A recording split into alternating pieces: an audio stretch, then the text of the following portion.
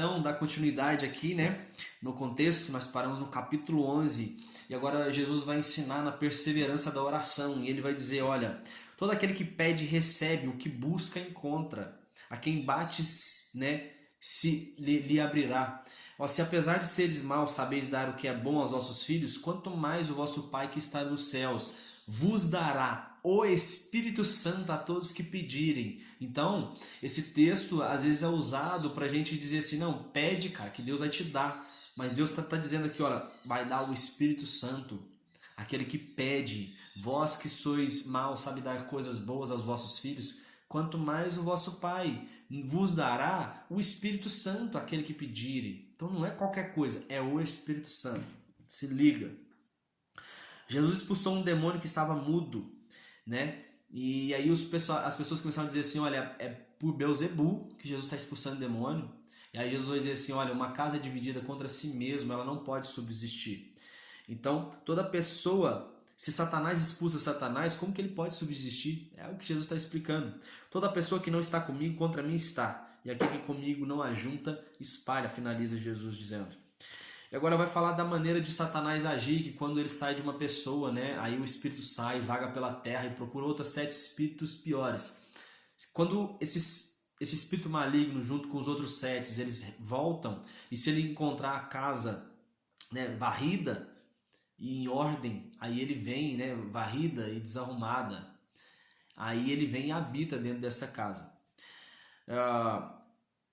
Jesus agora estava pregando uma palavra e aí uma mulher levanta na multidão que ela ficou maravilhada com as palavras de Jesus e vai dizer assim, olha, bem-aventurada o seio que te amamentou. E Jesus vai responder para ela, olha, mas antes, bem-aventurado aquele que ouve essas palavras que eu estou dizendo e as pratica. Então essa passagem também é ser relatada somente por Lucas, só Lucas retrata essa passagem.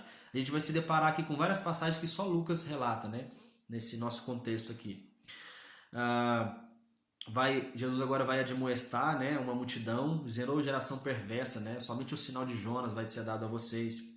Vai falar da parábola da candeia também, né? No contexto passado aqui a gente falou uma passagem semelhante também, que falava sobre a candeia, de colocar sua luz no alto para que ela seja iluminada, né? Ninguém que tem uma candeia, que tem uma lâmpada, a lâmpada ela fica no teto, a lâmpada não fica embaixo da cama.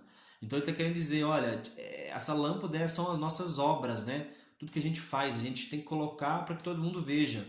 O que eu estou fazendo que eu tenho que ocultar?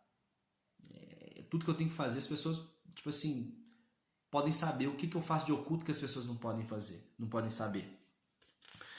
Os seus olhos são a luz do teu corpo, né? Outra coisa que fala nessa parábola da candeia, os seus olhos são a luz do teu corpo, né? Então deixa os seus olhos, aquilo que você vê iluminar o seu corpo. Jesus agora, né, vai estar na casa de um fariseu, comendo na casa de um fariseu, e aí Jesus comeu sem lavar as mãos. E aí os fariseus vão dizer assim, olha, mas mestre come sem lavar as mãos, né, não seguindo a tradição que a gente tem aqui. E Jesus vai dizer assim, olha, vocês fariseus, vocês lavam o copo, né, lavam o exterior, lavam o prato, mas vocês deviam dar de comer do que está dentro do prato para as pessoas. Vocês se preocupam demais com o exterior, sabe? Mas dentro de vocês está cheio de maldade, de avareza, cheio de coisas ruins. Então Jesus exorta, né, esses fariseus e diz mais, olha, vocês fariseus, vocês dão dízimo do endro, do cominho, da hortelã. E Jesus vai dizer assim, olha, vocês deviam fazer essas coisas sem negar as outras. Tipo, faça o dízimo, preste bem atenção, Jesus pregando sobre o dízimo, dizendo, o dízimo é importante. Tipo assim, você pode dar o dízimo, não tem problema você entregar o dízimo. Agora, você deve entregar o dízimo, mas você também deve se preocupar com o seu interior. Aquilo que está vendo dentro de você, porque Jesus vai dizer assim, olha, não é o que está, nada fora do homem, nada que entra dentro do homem, deixa ele impuro, mas é o que sai do homem. Nada que você está comendo vai tornar você impuro, mas é o que sai da sua boca, sai do seu interior. Isso é que faz a pessoa se tornar impura. Então um advogado da lei que estava ouvindo essa conversa vai se sentir ofendido e vai dizer, olha, eu fiquei ofendido com isso, Senhor. E Jesus vai dizer para ele assim, olha, mas vocês também, advogados da lei, vocês impõem fardos pesados às pessoas, do qual vocês nem colocam um dedo. Vocês estão querendo impor coisas para as pessoas que vocês não fazem. Vocês falam bem, mas fazem muito mal, sabe? Então Jesus exorta ele também. Ele vai dizer assim, olha, toda essa geração de vocês é responsável pelo sangue dos profetas, né? Falando para o advogado da lei. Vocês, desde o sangue de Abel até o sangue de Zacarias, vai ser requerido de vocês esse sangue dessas pessoas, né? Vocês se apoderam da chave do conhecimento, vocês não entram no reino dos céus e não deixam ninguém entrar. A exortação que Deus dá ali para eles. Depois disso, eles começaram a tramar um meio de poder matar Jesus. E aí, num outro cenário, uma multidão aglomerava-se e Jesus ensina aos discípulos para tomar cuidado com o fermento dos fariseus, que é a hipocrisia, né? Os fariseus, eles são hipócritas, ou seja, são pessoas falsas. O que eles falam, né, eles realmente não fazem. E vai dizer, olha, não existe nada oculto que não venha a ser revelado, ou oculto que não venha a ser conhecido. O que vocês disseram ao pé do ouvido no interior de quarto será anunciado no alto das casas. Olha, Jesus instrui, temei aquele que pode matar o corpo e tem poder para lançar a sua alma no inferno, né? Ou seja, teme a Deus. Deus, até todos os fios de cabelo da nossa cabeça estão contados, então não tema, mas tema a Deus. Não tema, né? Não tema um perigo, né? Não tema estar na presença de Deus. Tema quando você não estiver.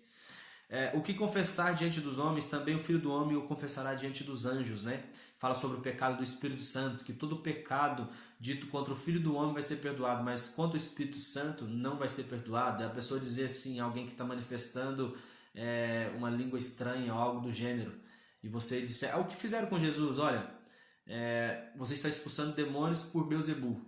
Então, quando o cara está dizendo isso, você está blasfemando contra o Espírito Santo, que é um pecado imperdoável.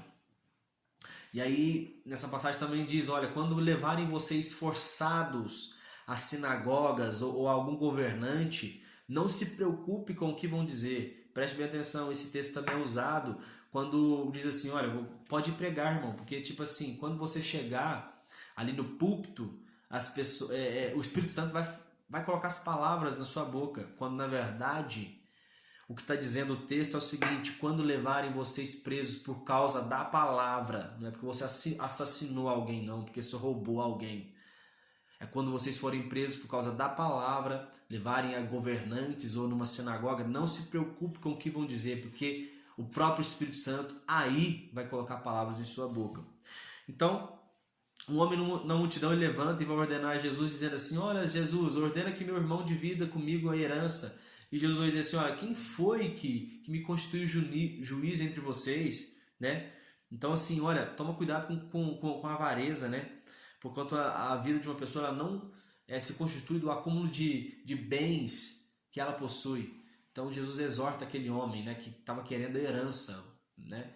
Olha, toma cuidado com as riquezas, com as coisas que você está acumulando, né? Toma cuidado. Outra coisa, falar sobre a parábola do rico insensato, que vai dizer, olha, as terras de um homem rico produziu em abundância. Jesus contando uma parábola e seguindo essa mesma linha de raciocínio que ele estava, né, falando com essas pessoas. Olha o que ele vai dizer. Um homem produziu muito, tinha muita, né, ele era muito rico e produziu muito suas colheitas de trigo, figueiras, azeitona, tudo isso.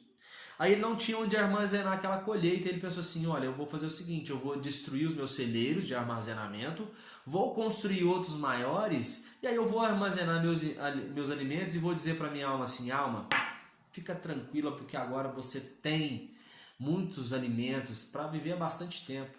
E aí Jesus vai exortar, Jesus, contando a parábola, diz assim, olha, tolo, essa mesma noite eu pedirei a tua alma, e os teus bens, para quem é que vai ficar?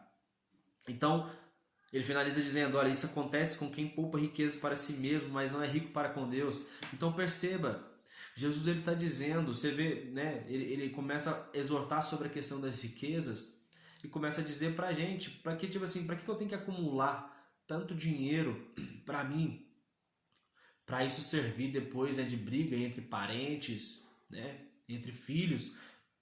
Então ele exorta para a gente ser rico para com Deus. E como eu vou ser rico para com Deus? Ajudando o meu próximo, sabe? Aplicando dinheiro numa igreja, na vida de um missionário, sabe? Isso é uma forma de você empregar o dinheiro, é uma forma de você ajudar. Ah, você tem que gastar seu dinheiro com tudo isso? Não, cara, Deus quer que às vezes você seja, né, uma pessoa que vai fazer como aquelas mulheres que tinham, né, eram mulheres da alta sociedade e elas mantinham o ministério de Jesus ali com seus bens. E elas prosperavam, porque elas tinham, né, sempre recursos para poder manter a obra. Não se preocupe com o que haveis, não fique ansioso com nada, não se preocupe com a vez de comer, nem muito menos ao vosso corpo quanto a vez de vestir, né? A vida é muito mais preciosa do que o alimento e o corpo muito mais importante do que uma roupa. Os corvos, observe os corvos, eles não armazenam em celeiros e Deus os alimenta, né? Nossa ansiedade, né? Ela não pode prolongar nem um segundo na nossa vida. O mundo pagão, ele peleja sempre por essas coisas, por riquezas, né? Por casas, por carros, vamos falar no mundo de hoje. Então, assim, Deus sabe que muitas coisas disso a gente precisa, das coisas necessárias. Então, assim, Deus sabe disso. Mas aí ele continua exortando, dizendo, olha, busca primeiramente o reino de Deus e as demais coisas vão ser acrescentadas. Quais demais coisas? As coisas necessárias. Não são riquezas, não são tipo assim, se você tem um carro, então seu desejo é ter 10, Deus vai acrescentar esses 10 carros. Não, é as coisas necessárias que você precisa, velho. Ah, eu tenho 20 calças, Deus então vai me dar 100. Não, Deus vai te dar o necessário, talvez até tirar essas calças, você não precisa de tantas assim, né? Entende? Vai te dar o necessário. Busca primeiro o reino de Deus e as demais coisas necessárias vão ser acrescentadas. Porque onde estiver o vosso tesouro, aí vai estar o vosso coração. Jesus começa a dizer aqui, né? Por que ele diz isso? Porque ele diz assim, olha, vende os seus bens e dá aos pobres, ajuda os pobres, ajuda aqueles que não têm recursos, né? Porque onde estiver o seu tesouro, aí vai estar seu coração. A parábola do servo leal e do infiel. Estais prontos para servir, conserva acesa das vossas candeias, o servo precisa estar vigilante. O filho do homem virá no momento que menos espera. Então Pedro pergunta, olha, para quem que é essa parábola, Senhor? E aí Jesus vai dizer, olha, feliz é o servo a quem essa parábola somente Lucas conta também. Jesus disse que feliz é o servo a quem o Senhor surpreender agindo dessa maneira. Se o servo pensar que o seu Senhor demora em entregar os demais servos à glutonaria e embriaguez, né, esse vai ser, ele vai sofrer uma pena por isso. Você tem que estar vigilante, né? Não entregar as pessoas à embriaguez, à glutonaria. Aquele que conhece a vontade do Senhor será castigado com mais severidade. Aquele que sabe o que tem que fazer, sabe que tem que exortar e não exorta. Então esse vai receber uma maior sentença. A quem foi muito confiado, muito vai ser requerido. Então, né, a parábola do servo leal é esse que está vigiando e avisa as pessoas. O infiel vai entregar as pessoas dizendo assim, não, tipo, para que falar que Jesus está voltando? Jesus não vai voltar, não, isso não é assim. Vida eterna, isso não existe não. Inferno, isso não existe não. Esse é o servo infiel. O servo leal, ele prega todas essas coisas. Jesus vai voltar, olha a condenação, irmão, vigia, varão. Jesus diz, olha, eu vim trazer fogo à terra e como eu gostaria que já tivesse em chamas, né? Eu tenho que passar por um batismo e muito me angustia até que se consuma. Essa passagem só Lucas relata também. Discernimento dos final do tempo, fala de religiosos que discernem os sinais da terra, mas não discernem os sinais do tempo presente.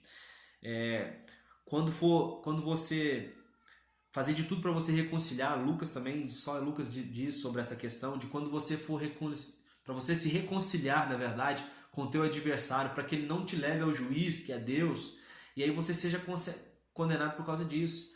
Então, se você tem algum adversário, alguém que você tem algum problema, reconcilia-te com ele, para que quando ele chegar diante de Deus, ele vai dizer assim, olha, mas o Moisés, cara, ele fez uma coisa comigo muito, muito errada. Então, reconcilia-te com o teu adversário, para que essa pessoa não venha dizer assim, cara, diante de Deus, essa pessoa fez algo de muito errado comigo. As pessoas vão dizer que Pilatos ele misturava sangue de alguns galileus com sacrifícios que ofereciam, né? E aí Jesus vai dizer assim, olha, os galileus eles não eram tão pecadores, não eram mais pecadores do que os outros, né? Todos nós precisamos se arrepender. Jesus conta isso, olha, porque não é porque eles sofreram tanto daquele jeito que eles eram mais pecadores do que a gente. Então a gente precisa se arrepender do mesmo modo que eles. E nem pensar que os 18 também que caíram à torre de Siloé eram mais pecadores do que vocês, Jesus dizendo. Todos são pecadores da mesma forma. Todos são chamados a arrependimento. A parábola da figueira estéril, né? Que também essa passagem que eu acabei de ler, só Lucas relata. Essa que eu vou ler agora da figueira estéril, somente Lucas também que relata. Ele vai dizer, olha, um homem possuía uma figueira numa plantação de videiras. Tinha uma plantação de figo, numa plantação de uva. E aí não se encontrava frutos naquela figueira. Então, veio o dono e disse assim, ó, eu vou arrancar essa figueira porque ela não dá frutos.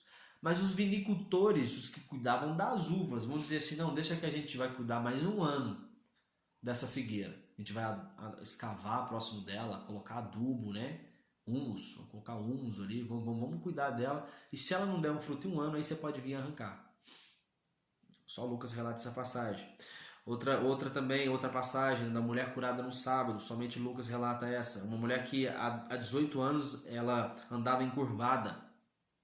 E aí Jesus chama ela à frente e aí os religiosos questionam, né, a cura. Mas Jesus vai curar no sábado aqui de novo. E Jesus vai dizer assim, olha, todos vocês desamarram seus burros para poder tomar água no sábado. Se cair algum animal de vocês num buraco, no sábado, vocês vão lá tirar. Então, tipo assim, vocês não estão violando o sábado, não? Agora, se vocês violam o sábado para poder ajudar um animal, será que eu não podia curar essa mulher que há 18 anos ela vinha sofrendo? E aí todos não souberam nem o que responder para Jesus. A parábola do grão de mostarda, né, vai dizer que o reino é comparado a um grão de mostarda, que sendo menor dentre as sementes ali, quando ela cresce, ela se torna maior dentre todas. A parábola do fermento, né, essa também é declarada somente aqui no Evangelho de Lucas.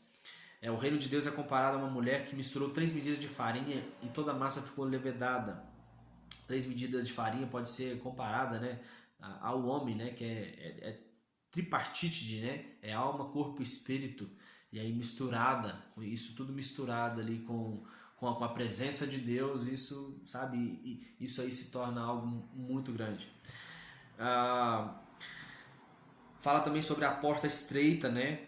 Para entrar na porta estreita, porque larga é a porta que conduz ao caminho do inferno, né? Longe da presença de Deus. E muitos dos primeiros, né, serão últimos, e muitos últimos vão ser primeiros, porque esses estão entrando na porta estreita. E muitos estão preferindo entrar por uma porta larga, que aí não tem o reino de Deus nessa porta. Os fariseus dizem para Jesus ir embora, pois Herodes estava querendo matá-lo. E aí Jesus vai dizer assim para os fariseus, olha, deixa que hoje e amanhã eu curo enfermos e expulso demônios. Mas depois disso eu vou estar pronto, porque nenhum profeta ele deve morrer longe de Jerusalém.